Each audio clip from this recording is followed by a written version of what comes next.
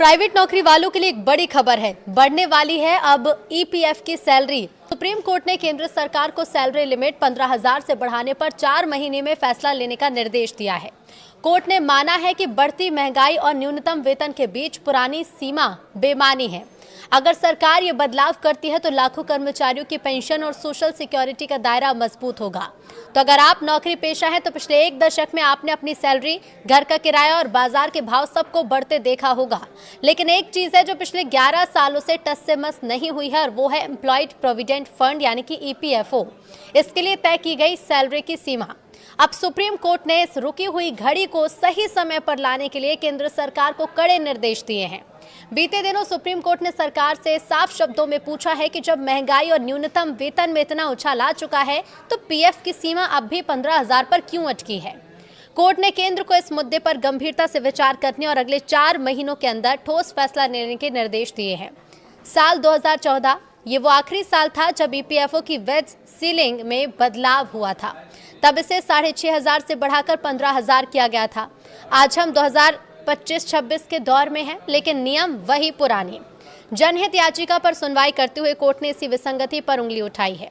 दलील ये दी गई है कि आज के दौर में कई राज्य और सेक्टर्स में न्यूनतम वेतन ही 15,000 से ऊपर चला गया। ये एक अजीब विरोधाभास है कि सरकार द्वारा तय न्यूनतम वेतन पाने वाला कर्मचारी भी ईपीएफओ की अनिवार्य सीमा से बाहर हो जाता है। ईपीएफओ का मूल उद्देश्य रिटायरमेंट, पेंशन और बीमा जैसी सामाजिक सुरक्षा देना था, लेकिन ये सीमा अब सुरक्षा चक्र की बजाय एक बैरियर बन गई है। कोर्ट का मानना है कि पिछले 11 सालों में कोई संशोधन न होना गंभीर चिंता का विषय है। अब ऐसा नहीं है कि सरकार को इस समस्या की भनक नहीं है। हकीकत तो ये है कि ईपीएफओ के गलियारों में ये चर्चा लंबे समय से गर्म है। साल 2022 में ही ईपीएफओ की एक सब कमेटी ने सैलरी लिमिट बढ़ाने की सिफारिश की थी। यहां तक कि सेंट्रल बोर्ड ऑफ ट्रस्टीज ने भी इस प्रस्ताव पर अपनी मुहर लगा दी थी। इसके बावजूद फाइल आगे क्यों नहीं बढ़ी? तो कोर्ट ने याचिकाकर्ता को निर्देश दिए हैं कि वो 2 सप्ताह के भीतर सरकार को एक प्रेजेंटेशन सौंपे। इसके आधार पर सरकार को तय समय सीमा में अंतिम निर्णय लेना होगा। यानी जो फैसला ठंडे बस्ते में था उसे अब कोर्ट के आदेश के बाद फास्ट ट्रैक पर आना पड़ सकता है।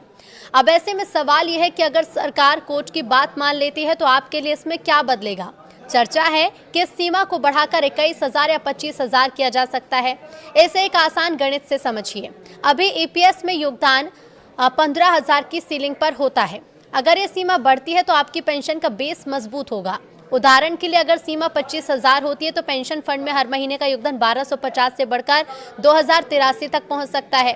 यानी साल भर में आपके पेंशन खाते में करीब 10,000 रुपए ज्यादा जमा होंगे।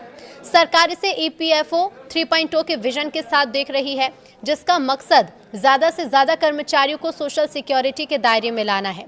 हालांकि इसका दूसरा पहलू ये भी है कि कंपनियों पर आर्थिक बोझ बढ़ेगा, क्योंकि पेंशन का योगदान उन्हें ही देना होता है।